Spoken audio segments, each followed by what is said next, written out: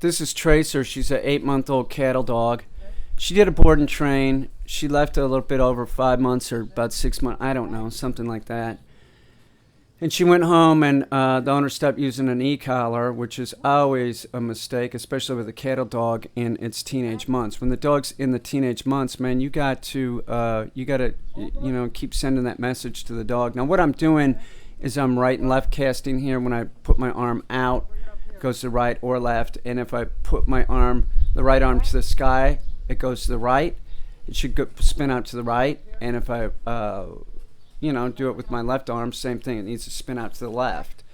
So she did it wrong. I stopped her, and now I'm casting her back. It's one of my favorite things to do with the dog is casting. And it's very beneficial for the dog because they learn to follow the direction of a human, which is important. Your dog lives in a human world. She's doing great at this. She picked up on this. The stuff that she was doing when she was with her owners was jumping on the owners. But like I said, they stopped using an e-collar. Don't do that. For whatever reason, you need to stay on target with the dog. When she came, she jumped on me she kept trying to do it for about 2 or 3 days. I started using a slap crop, meaning making my arm look bigger. Now the slap crop or a healing stick is not used to, beat the dog with, but you can use it to annoy the dog for sure. Right now I'm putting a tractor in the middle. I'm trying to make it harder for her, making it more difficult. And that's important that you know that anytime you change things up, you make it more difficult for the dog. It's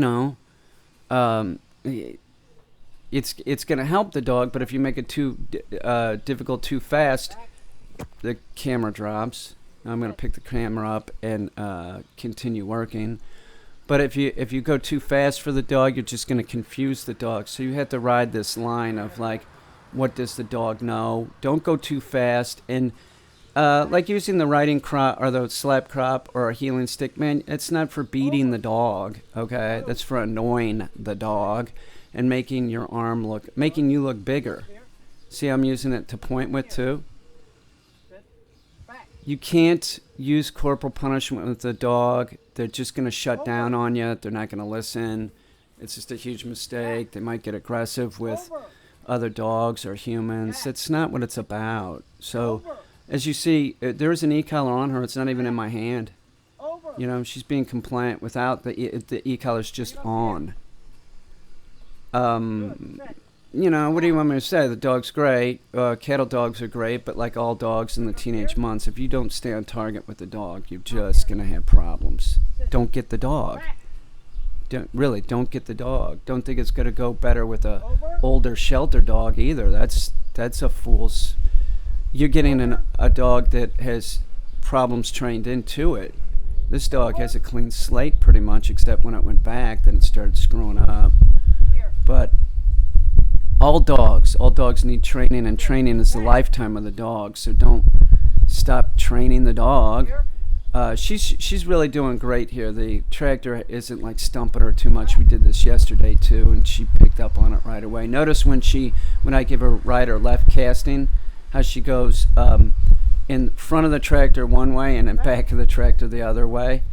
I'll show you. Right here, we're gonna take her towards the right. She goes in the back of the tractor actually, and then when we go to the left, she goes in the front of the tractor. What a great dog! Seriously, what a fun dog to work with. She's typical of a cattle dog. She's absolutely typical. They're all like this, absolutely.